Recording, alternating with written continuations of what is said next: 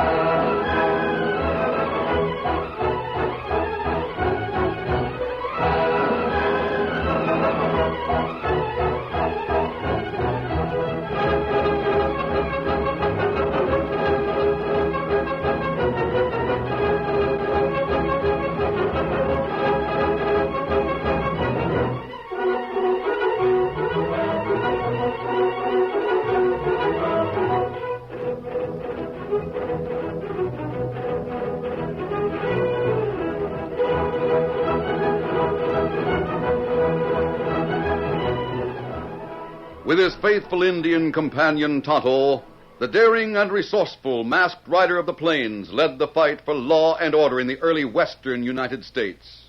Nowhere in the pages of history can one find a greater champion of justice. Return with us now to those thrilling days of yesteryear. From out of the past come the thundering hoofbeats of the great horse Silver. The Lone Ranger rides again. Come on, Silver. Let's go, big fellow. I'm Silver. Hoy!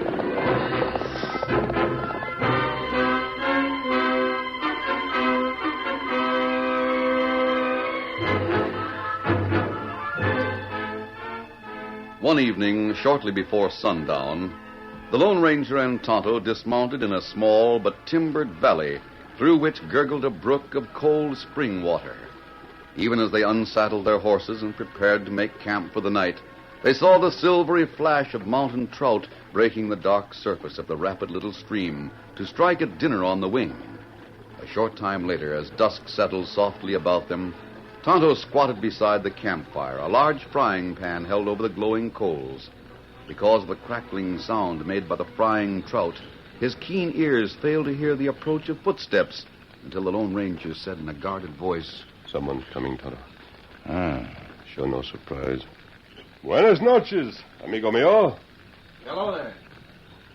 Mind if I join you? Glad to have you. Come up to the fire. Oh, him young fellow. Yeah. I guess I'd have missed your camp if I hadn't smelled the frying fish. Must have been a quarter of a mile away. They sure smell good. You haven't eaten? No, I haven't eaten yet. Then you'll join Tonto and me for supper. Oh, maybe there isn't enough fish to go around. Oh, plenty fish. Yeah. Well, I'll stay, but I'm warning you, I'm very hungry. I really am. Good. There's nothing like a strong appetite for a young fellow like you. Oh, where's your horse and gear? My horse and gear? Yes. Oh, I haven't any with me. I see. Well, make yourself comfortable.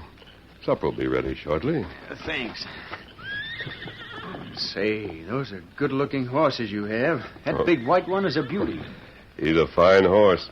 In fact, both of them are. And look at that big saddle. Hi, mister, that's the finest saddle I ever saw. Well, when one lives in the saddle, the best is none too good. Any cattleman will tell you that. Or any outlaw.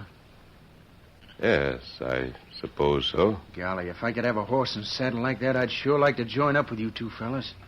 Join up with us? Yeah. After the kicking around I've had in the last few weeks, being an outlaw like you looks mighty good to me.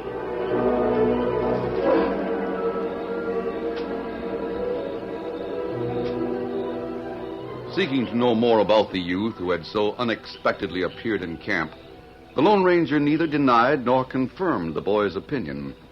And as they sat beside the campfire, leisurely eating the meal that Tonto had prepared, the masked man learned enough about the boy so that he decided for the time being to keep up the deception. So I'm tired of being called a tenderfoot. Oh? I can't get a job on a ranch. I can't get a job in the mines. I can't get a job anywhere. See. They take one look at me, laugh, and say, can't use you, tenderfoot. Is your money gone? I've got less than $1. It's the first meal I've had in 2 days. Oh. Now, when I see how easy life is with you and the Indian, I'm ready to turn outlaw. It's up to you, mister. Just say the word. Well, Tonto and I generally ride alone. I guess that is the safest, all right. Mm-hmm. But if you'd show me the ropes, I'd never let you down. You can trust me, mister. I believe that. What's your name? I didn't ask you yours. Just call me Joe, that's enough. All right, Joe. If you want it that way. Then you let me join up with you? Not immediately. You have no horse and saddle. You don't even have a gun. Until you do, you'd be of no use to Tonto and me. Yeah, I guess so. You asked me to show you the ropes, didn't you? Yes, I did. And you must obey my commands. Understand? Sure, mister. I'll do anything you say. All right. Here's a loot. Where are you going? Tonto and I have a job to do. May take several days. Until we complete it, I want you to stay with a friend of mine who owns a ranch not far from here. Steady, big fella. Sort of outlaw hideout, huh? You can call it that, Easy Silver. At any rate, while you're there, avail yourself of the opportunity to learn to ride well and shoot straight. Oh, golly, I sure will. More important, don't talk too much. You mean about you and the Indian? Yes, or about yourself. Will I go with you now? No, you'll stay here with Tonto. I'll make the arrangements tonight. And if everything is satisfactory, Tonto will take you there tomorrow. Steady, Silver, big fella. Now, you'd better turn in and get some sleep, Joe. I may be gone quite a while. Me give him warm blanket. Good. Golly, this is the life for me. Come on, Silver.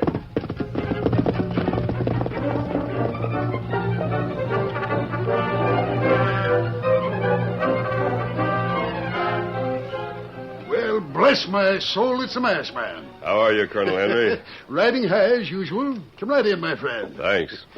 Well, it's been quite a while since I saw you. Yes, right after you retired from the Army. Well, how's ranching, Colonel? Good. It's a lot of fun, and it pays well. You can't beat that. Sit down, sit down. Thanks, Colonel. I don't want to be inhospitable, but when you show up, you've got a reason. So what's on your mind now? I believe you're a friend of the Chicago businessman, James Connors, aren't you? You bet I am. But poor old Jim, I feel mighty sorry for him right now. Because of the boy? You knew he disappeared?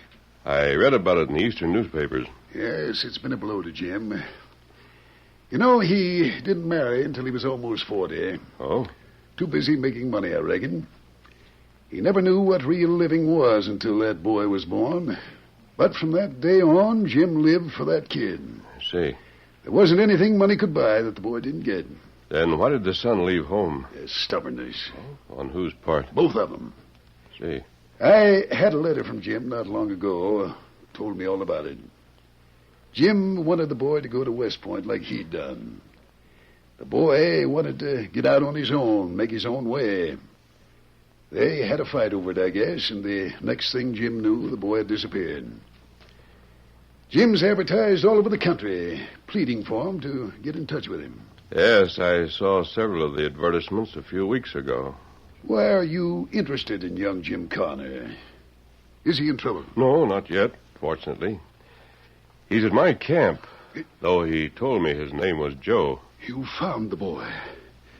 Oh, this is going to be grand news to poor Jim. Colonel, the boy has had some bad knocks since he left home. He's embittered and has lost faith in everyone. We've got to handle his case with care. How do you mean? He thinks I'm a bandit, and he wants to join up with me. You a bandit? Well, he's proud, very proud. Also stubborn. Just like his father. He knows he's failed.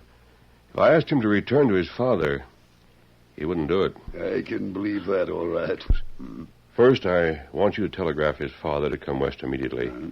He should arrive in, less than a week. All right. I'll wire him tonight. What else? The boy thinks this ranch is a bandit hideout. I told him I was bringing him here. Well, this is getting to be funny. My ranch and outlaw hideout. For the time being, I don't want him to know differently. So tell your foreman to keep him busy. Won't be any trouble about that. I could use a half a dozen men right now. Even tenderfeet. Good. Of course, he mustn't learn who you are, Colonel, or he'd guess our plans immediately. Of course he would. I'll see that he doesn't find out I'm a friend of his father. Tell him to report to the foreman. I'll let Buck do the talking. Good. Tonto will bring him here early tomorrow. Now I'll be getting back to our camp. When will I see you again? Oh, in a few days. Tonto and I are after 2 criminals who broke out of the penitentiary and recently headed into this territory. Well, adios, my friend. Adios.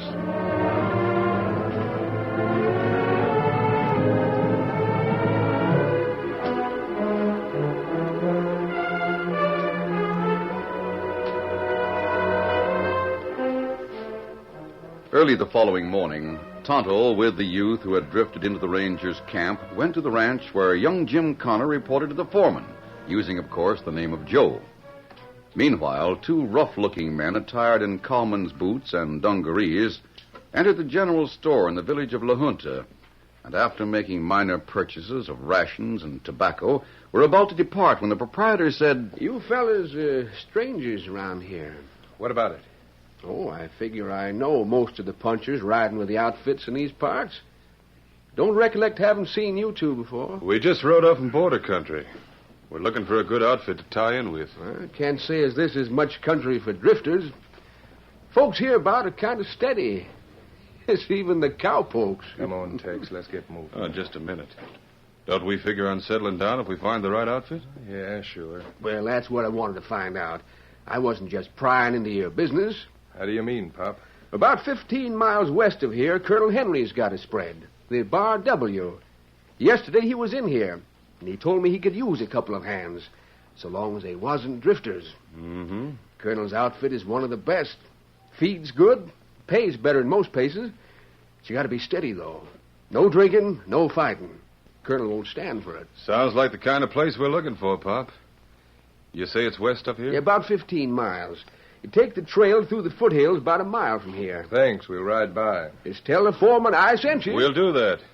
Thanks a lot for the information. Come on, Tuck. Drop in again if you make connection. Sure, we will.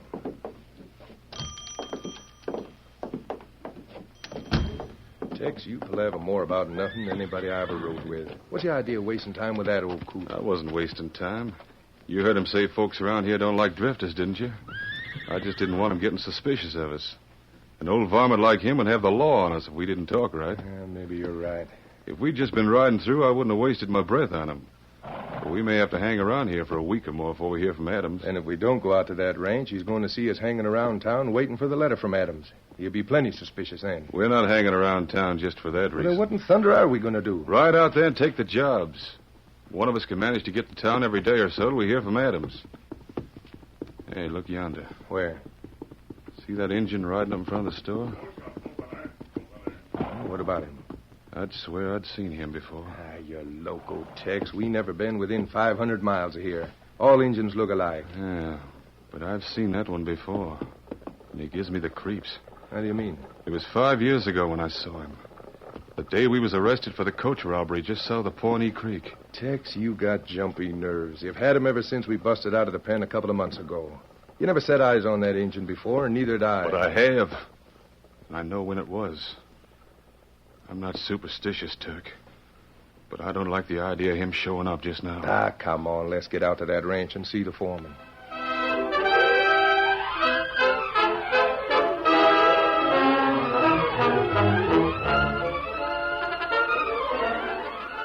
The curtain falls on the first act of our Lone Ranger story. Before the next exciting scenes, please permit us to pause for just a few moments.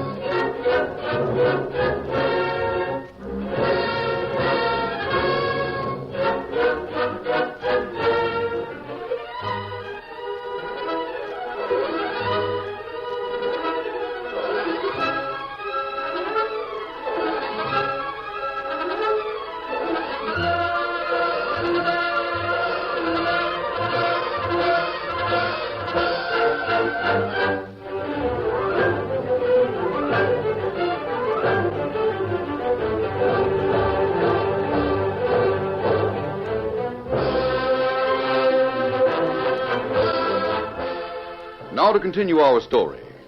When young Jim Connor, runaway son of a wealthy Chicagoan, wandered into the Lone Ranger's camp, he thought the masked man an outlaw and asked to join up with him and Tonto. Seeking time to contact the boy's father, the Lone Ranger sent young Jim to the Bar W, owned by Colonel Henry, a friend of both the ranger and the boy's father.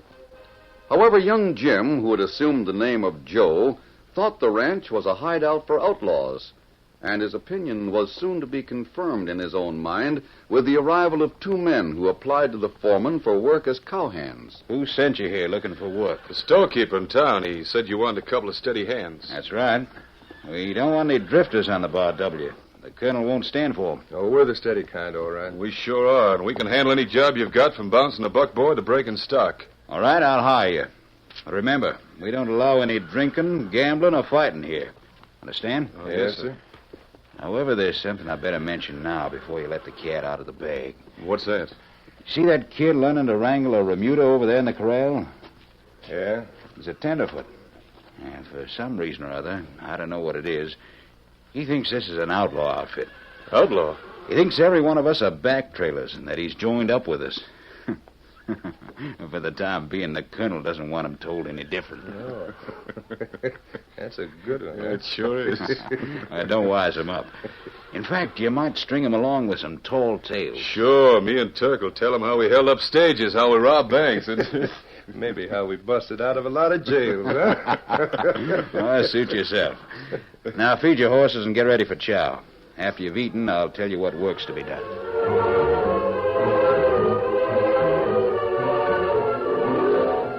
It was almost a week later when the foreman of the Bar W hurried into the rambling ranch house to find Colonel Henry. Colonel, something's happened I think you ought to know about. What is it? The boy's disappeared. Disappeared? Saddled a horse when nobody was looking and rode off the spread sometime within the past Oh, hour. doggone it, Buck. I told you to keep an eye on him. His father's coming in tonight. He's not here. His father? Yes, his father. I didn't want any of you fellas to know who he was until Jim Connor arrived. I was afraid you'd let the cat out of the bag one way or the other. I don't get it, Colonel. The boy's a runaway. If he knew what we've been up to the last few days, he'd have cleared out, and maybe his father would never find him. Are you sure he didn't find out about the crew pretending to be gunslingers and this ranch a hideout? No, Colonel. He never found out we were ribbing him. Fact is, right now, I'm thinking maybe he took it a lot more serious than we planned. How do you mean, Buck?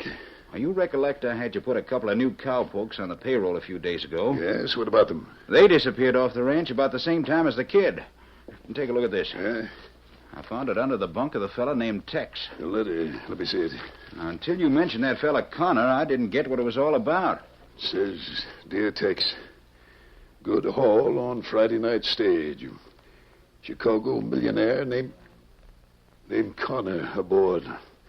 He's carrying plenty. Good luck. We'll meet you and Turk at Big Mamie's in Denver. Signed Adams. Buck, do you realize what this means? I do now, Colonel. It means those two drifters are outlaws. Real ones. And they're going to hold up the stage tonight. And it's my bet the kid's going with them. Oh, this is awful, Buck. He's going to hold up his own father. Maybe they didn't tell him who's on the stage. Perhaps not. What's the difference? Buck, get every man on the spread at once. We'll go after them. But, Colonel, there's not a man I can get here within an hour. Never mind. Come on, Buck. We'll saddle up and go after those rascals ourselves. I hope we'll be able to trail them. We've got to, Buck. If that boy gets into trouble through my fault, his dad'll kill me. And I won't blame him if he does.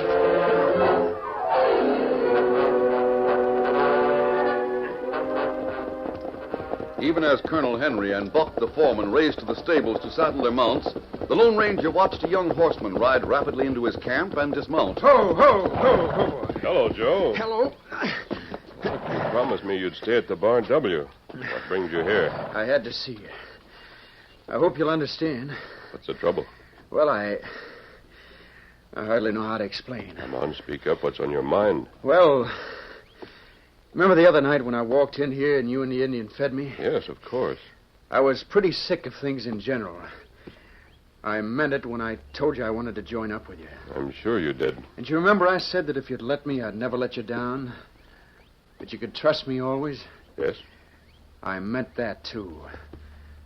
That's why I'm here now. How do you mean, Joe? I could have walked off the Bar W and disappeared. You'd never know where I went, but I couldn't do that. I had to come and tell you. Tell me what? I don't want to be an outlaw. Oh. What changed your mind? Staying out at the Bar W, I guess. Mixing in with all those outlaws. See. For the past few days, all I've heard is how they've been on the dodge from the law. How many years they've spent in prison. How much lead they're carrying inside them from gunfights with the lawmen. Didn't you think of that before you asked to join up with me? Maybe I did think about it a little, but when I saw you, you looked different. You don't look like you ever spent a day in jail. You don't talk about prisons you've been in or gunfights with sheriffs and marshals. Well, you just seem to be the kind of a fella I'd like to ride with. Even if you are an outlaw. I see. You're not like those fellas out at the Bar W. All they do is brag about their crimes. And yet they all admit they'll go down before a lawman's gun someday. Mm-hmm. I was tempted to go through with it today, but I couldn't. I just couldn't. You say you were tempted? Yeah. I heard a couple of the men planning to hold up the stage tonight. I was on the verge of asking to get in on it just for the experience, but I backed down.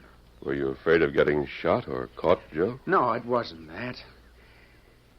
It just came to me that I'd rather starve than take what doesn't belong to me. So that's your real reason? Yes, that's it. I knew then I'd have to come and tell you the truth. I didn't want to let you down, and I hope you'll understand. I do understand. Well, then you're not sore at me? No. On the contrary, I'm proud of you. But now I'm going to tell you something, and I hope you'll understand, Jim. Jim?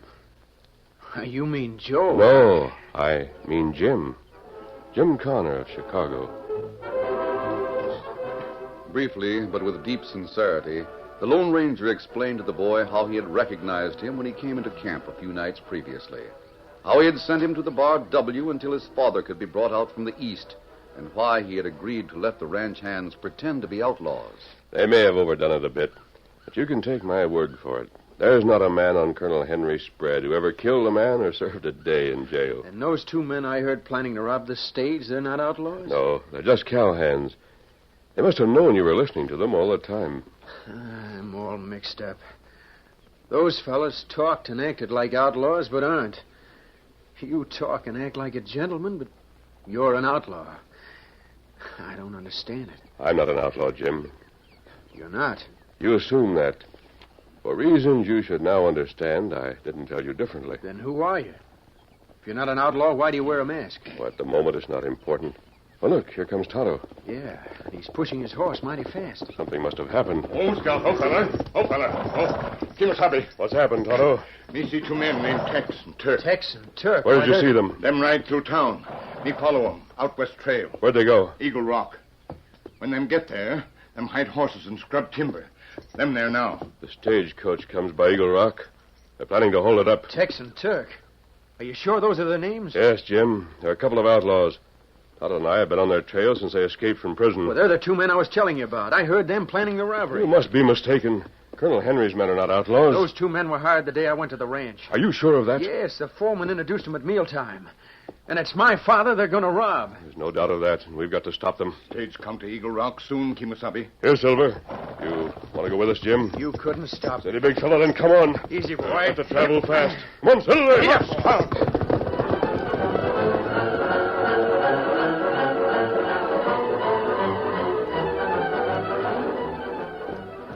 Here comes the stage. Colonel Henry, if you and Buck do as we tell you, Turk and me won't gun you down. Savvy? You don't do as we say. You'll both hang for this. This'll teach you not to go butting in on what don't concern you, Colonel. Tex and me both saw you trailing us. We was waiting for you. Cut the palaver, Turk. Now, Colonel, you and Buck ride right out there in the trail and wave your hands. The driver will recognize you and he'll rein up. And don't forget for a minute that you'll be covered. So don't try any tricks. When the stage stops, me and Turk will ride in and take over. Now, here it comes, so get moving. We'd better do as they say, Buck. Yeah. Without guns, we can't put up a fight. Well, let's go. Get up there. Get up there.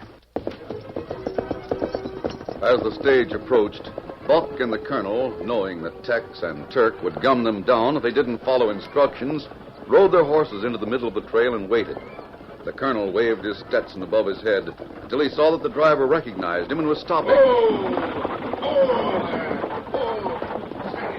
Inside the stagecoach, Mr. Connor stuck his head out the open window. Then, turning to his two companions, he spoke. I can't understand this. There's my good friend Colonel Henry out there with 2 bandits. I don't understand it either, Dad. The foreman's with him, too. Quiet. Here comes Tex and Turk. Cover that door of the coach, Jim. I will. You can depend on me. Take the other door, Turk. I'll take this side. All right. I'm ready. Open her up. Now, gents, keep your hands up and nobody will get hurt. Drop that gun. Drop it, Turk. Hey, what the... Hey. Get him, Tex! I told you to drop that gun. All right, Turk. That'll fix you. I got Turk. Good for you, son. You knocked him out.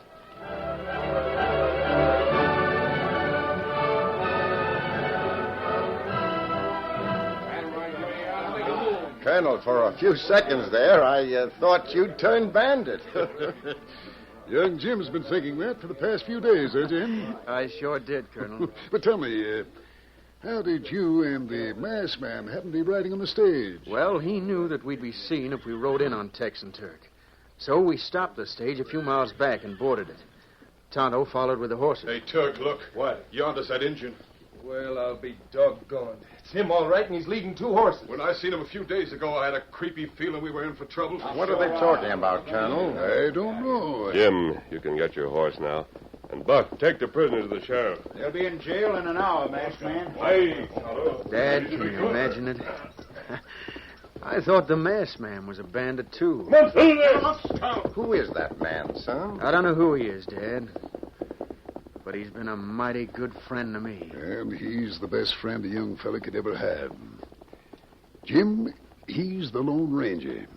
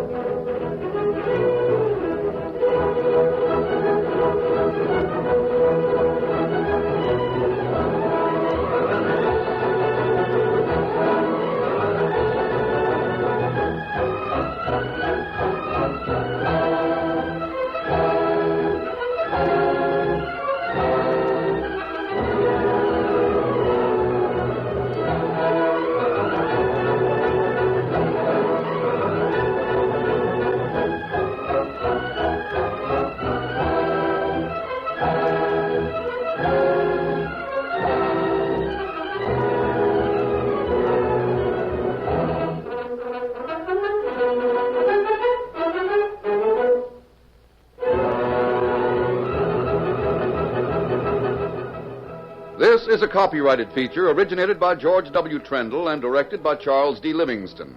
The part of the Lone Ranger is played by Brace Beamer.